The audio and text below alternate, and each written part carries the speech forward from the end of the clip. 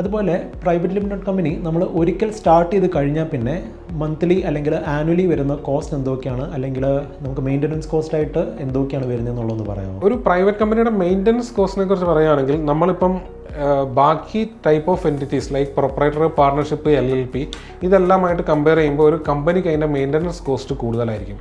അതെന്തുകൊണ്ടാണെന്ന് വെച്ച് കഴിഞ്ഞാൽ ഇത് മിനിസ്ട്രി ഓഫ് കോർപ്പറേറ്റ് അഫയേഴ്സിൻ്റെ കീഴിൽ രജിസ്ട്രാർ ഓഫ് കമ്പനീസിൻ്റെ ഒരു മേൽനോട്ടത്തിൽ വരുന്ന ഒരു ടൈപ്പ് ഓഫ് ബിസിനസ്സാണ്. അതോടൊപ്പം തന്നെ ഈ സുതാര്യതയും ട്രാൻസ്പെറൻസിയും എല്ലാം ഉറപ്പുവരുത്താനായിട്ട് നമ്മൾ ഒരുപാട് ഡോക്യുമെൻറ്റ്സ്, കമ്പനിയിൽ എന്തൊക്കെയും ആക്ടിവിറ്റീസ് നടക്കുന്നുണ്ടോ, എന്തൊക്കെയെന്ന് വെച്ചാൽ മൈന്യൂട്ടായിട്ടുള്ള കേസല്ല, എന്നാലും കുറച്ച് കാര്യങ്ങൾ പറയുന്നുണ്ട്. Like registered office change, director change, അല്ലെങ്കിൽ നമ്മുടെ കമ്പനിയുടെ അക്കൗണ്ട്സ്, ഇതുപോലുള്ള കാര്യങ്ങളെല്ലാം നമ്മൾ ഈ രജിസ്ട്രാർ ഓഫ് കമ്പനീസിലും കൂടെ നമ്മൾ ഫയൽ ചെയ്യേണ്ടതായിട്ട് വരുന്നുണ്ട്. അതേപോലെ ഈ കമ്പനിയിലെ ഡയറക്ടർക്ക് വേറെ ഏതെങ്കിലും ബിസിനസ് എൻറ്റിറ്റീസ് ഉണ്ടോ, അതിനകത്ത് അവരുടെ താല്പര്യം എന്താണ്, അങ്ങനെയുള്ള കാര്യങ്ങളെല്ലാം. പിന്നെ നമ്മൾ മാൻഡേറ്ററി ആയിട്ട് ചില ബോർഡ് മീറ്റിംഗ്സ് വിളിച്ച് കൂട്ടേണ്ടതുണ്ട്. വർഷത്തിൽ ഒരു ആനുവൽ ജനറൽ മീറ്റിംഗ് വിളിച്ച് കൂട്ടണം. ഇങ്ങനെയുള്ള കുറച്ചധികം മാനദണ്ഡങ്ങൾ വന്നു കഴിയുമ്പോൾ കമ്പനിയുടെ ഓപ്പറേറ്റിംഗ് കോസ്റ്റ് എന്ന് പറയുമ്പോൾ ബാക്കിയുള്ള ടൈപ്പ് ഓഫ് എൻറ്റിറ്റീസിനെ വെച്ച് നോക്കുമ്പോൾ കമ്പനിക്ക് അത് കൂടുതലായിരിക്കും. ഒരു പ്രൈവറ്റ് ലിമിറ്റഡ് കമ്പനിയുടെ ആനുവൽ മെയിൻ്റനൻസ് കോസ്റ്റ് എന്ന് പറഞ്ഞു കഴിഞ്ഞാൽ മെയിനായിട്ട് നമുക്ക് സാധാരണ സംരംഭങ്ങൾക്കെല്ലാം വരുന്ന പോലെ തന്നെ അതിൻ്റെ ടൈപ്പ് ഓഫ് നേച്ചറും അല്ലെങ്കിൽ വോളിയും അനുസരിച്ച് GST, ESI, PF പോലുള്ള ഫയലിങ്സ് അതിൽ എന്തായാലും വരും. അതിൻ്റെ കൂടെ അഡീഷണൽ ആയിട്ട് വരുന്നതെന്ന് വെച്ച് കഴിഞ്ഞാൽ ഒരു പ്രൈവറ്റ് കമ്പനി ആകുമ്പം ഓഡിറ്റ് മാൻഡേറ്ററി ആണ്. അതിപ്പം ബിസിനസ് ഉണ്ടെങ്കിലും ഇല്ലെങ്കിലും മാൻഡേറ്ററി ആയിട്ട് ഒരു പ്രാക്ടീസിങ് ചാർട്ടേഡ് അക്കൗണ്ടൻറ്റ് ഓഡിറ്റ് ചെയ്ത് നമ്മൾ ഈ ഓഡിറ്റ് റിപ്പോർട്ട് ഫയൽ ചെയ്യണമെന്നുണ്ട്.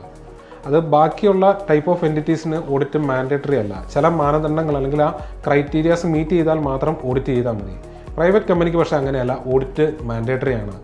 നമ്മളൊരു ബിസിനസ് തുടങ്ങി എന്തെങ്കിലും കാരണവശാൽ നമുക്കത് മുന്നോട്ട് കൊണ്ടുപോകാൻ പറ്റുന്നില്ല, ഇനോപ്പറേറ്റീവ് ആണെങ്കിൽ പോലും എല്ലാ വർഷവും നമ്മൾ ഒരു ചാർട്ടേഡ് അക്കൗണ്ടൻറ്റ് ഇത് ഓഡിറ്റ് ചെയ്ത് നമ്മൾ ഓഡിറ്റ് റിപ്പോർട്ട് ഫയൽ ചെയ്യേണ്ടതായിട്ടുണ്ട്. ഇതിൻ്റെ അഡീഷണൽ കോസ്റ്റ് വരുന്നത് വെച്ചാൽ ഈ ഇൻകം ടാക്സ് റിട്ടേണും കാര്യങ്ങളും ഫയൽ ചെയ്യുന്നതോടൊപ്പം തന്നെ രജിസ്ട്രാർ ഓഫ് കമ്പനീസിൽ നമ്മൾ 2-3 ഫോംസ് അഡീഷണൽ ഫയൽ ചെയ്യണം. അതിൽ ഒന്ന് AOC4 എന്ന് പറയും, അതുപോലെ MGT7. ഇത് രണ്ടും നമ്മുടെ കമ്പനിയുടെ ആനുവൽ റിപ്പോർട്ട്സ് അല്ലെങ്കിൽ അതിൻ്റെ ഷെയർ ഹോൾഡേഴ്സിൻ്റെ സ്റ്റേറ്റ്മെൻറ്റ്സ്, പിന്നെ നമ്മുടെ ഫിനാൻഷ്യൽസ്, ഇതെല്ലാം വെച്ച് ഫയൽ ചെയ്യുന്ന 2 ഫോംസാണ് ഈ പറഞ്ഞ AOC4ഉം MGT7ഉം. അതോടൊപ്പം തന്നെ ഓഡിറ്റേഴ്സ് റിപ്പോർട്ടും നമ്മൾ അറ്റാച്ച് ചെയ്യും. അപ്പം ഇത് ഒരു ബിസിനസ്സുകാരനെ സംബന്ധിച്ചിടത്തോളം അഡീഷണൽ ലയബിലിറ്റി ആയിരിക്കും, അല്ലെങ്കിൽ അവനൊരു ബാധ്യതയായിരിക്കും. ഇത് ബിസിനസ് നമ്മൾ നല്ല രീതിയിൽ റൺ ചെയ്ത് പോകുന്ന പ്രോഫിറ്റബിൾ ആയിട്ടുള്ള ഒരു ബിസിനസ് ആണെങ്കിൽ ഈ ഒരു കോസ്റ്റ് ഒരിക്കലും അവരെ അഫക്റ്റ് ചെയ്യില്ല. പക്ഷേ ഇനോപ്പറേറ്റീവ് ആയിട്ട് ഇടുന്ന ഒരു കമ്പനിയാണെങ്കിൽ ഇതൊരു അധിക ബാധ്യതയായിരിക്കും. കമ്പനിയുടെ ഒരു മെയിൻ്റനൻസ് കോസ്റ്റിലേക്ക് നമ്മൾ വന്നു കഴിഞ്ഞാൽ ബാക്കി എൻറ്റിറ്റീസിനെ സംബന്ധിച്ചിടത്തോളം എന്തായാലും കമ്പനിക്ക് കൂടുതലായിരിക്കും.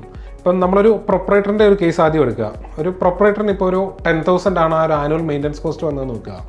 അതൊരു പാർട്ണർഷിപ്പ് ഫേമിലേക്ക് പോകുമ്പം അത് മേ ബി ഒരു 15,000 അല്ലെങ്കിൽ 20,000 ആവാം. അത് LLPയിലേക്ക് പോകുമ്പം ആ 20 എന്നുള്ളത് പിന്നെ ഒരു 30-35 ആവാം. അത് കമ്പനിയിലേക്ക് പോയി കഴിയുമ്പം വീണ്ടും അത് ഇൻക്രീസ് ചെയ്യും. ആ 30 നമ്മൾ ഒരു LLPക്ക് 30 പറഞ്ഞെടുത്ത് ഒരു കമ്പനിക്ക് ചിലപ്പോൾ അത് 50 ആവാം, 55 ആവാം, ചിലപ്പോൾ അതിലും കൂടുതലാവാം. ഇതെല്ലാം പ്യൂർലി വോളിയം അല്ലെങ്കിൽ അവിടെ നടക്കുന്ന ട്രാൻസാക്ഷൻസ്, നേച്ചർ ഓഫ് ബിസിനസ്സിനെ എല്ലാം ഡിപ്പെൻഡ് ചെയ്തിരിക്കും.